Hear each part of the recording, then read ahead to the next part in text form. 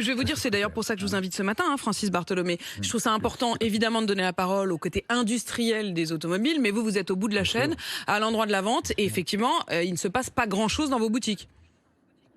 Mais il se passe plus grand-chose, non, parce que pour beaucoup de marques, il y a aujourd'hui des attentes pour livrer les voitures qui sont de l'ordre de 5 à 6 mois maintenant, voire 1 an pour certaines marques. Et quelque part, ça impacte fortement l'activité de certains de nos collaborateurs. Vous imaginez bien, bien sûr, les vendeurs, les commerciaux, mais pas que, les secrétaires commerciales, ceux qui mettent les voitures en main, les préparateurs. Donc on a tout un système aujourd'hui qui fait que nos comptes de résultats et la tendance pour l'année est extrêmement mauvaise.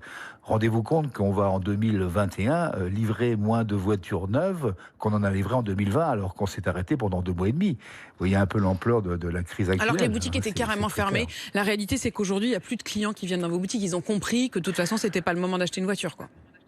Oui, alors les 2 éléments, c'est effectivement, on a quand même aujourd'hui un portefeuille, si vous voulez, commercial en stock qui est très important, pour lequel il faut persuader les clients d'attendre. Ça, c'est pas simple. Et que deuxièmement, la conjoncture aujourd'hui fait que pour deux raisons essentielles. Quand vous dites à un consommateur qu'il y a 3, 4, 5, 6 mois d'attente pour avoir un véhicule, ça ne l'engage pas immédiatement. Et puis deuxièmement, il y a un vrai gros sujet aussi. Vous savez très bien que dans cette transition environnementale et écologique que l'on mène, c'est qu'on ne sait plus trop quoi acheter. C'est-à-dire que conseiller aujourd'hui un véhicule à un automobiliste par rapport aux diverses lois qui vont arriver. Qu'est-ce que vous demandez ce matin au gouvernement, Francis Bartholomé ? C'est assez simple. Compte tenu que notre enquête que nous avons fait, on a demandé quels étaient les gens qui souhaitaient une réduction d'effectifs dans le contexte pénurie. Il y a 60% des entreprises qui l'entrevoient. Moi, je pense que c'est pas la solution de se séparer de nos collaborateurs. On n'a jamais eu cette position au CNPA. On a toujours essayé de former plutôt que licencier. Et là, on demande simplement un retour simple sur du chômage partiel, comme on l'a connu, si vous voulez, au moment de la première pénurie, la première crise au mois de mars 2020.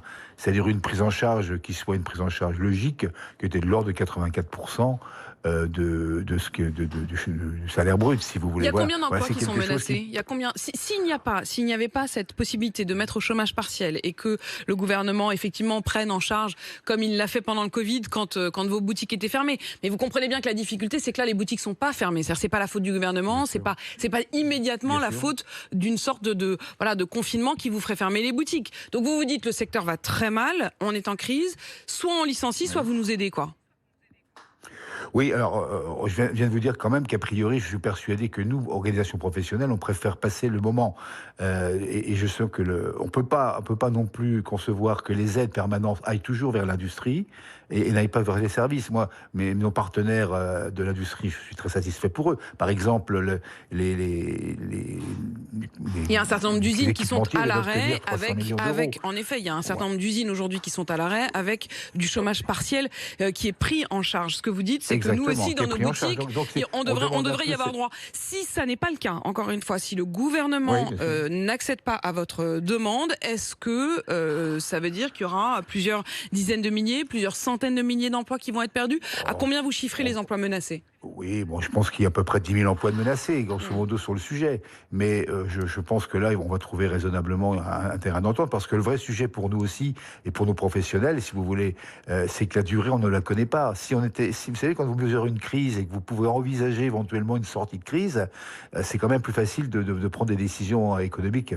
Alors que là, globalement, on sait que ça peut nous emmener maintenant jusqu'à pratiquement 2023, cette crise des semi-conducteurs. Donc vous imaginez cette tension qui est importante sur des comptes de résultats qui vont être extrêmement mauvais pour certains cette année. Donc inévitablement, on est à même de demander de tenir et de trouver des solutions pour le faire. Tenir, c'est évidemment ce que vous demandez, tenir et peut-être même jusqu'en 2023. Vous demandez donc ce matin à ce que le gouvernement prenne en charge du chômage partiel plutôt que de devoir licencier. Merci de votre parti pris ce matin, François Bartholomé.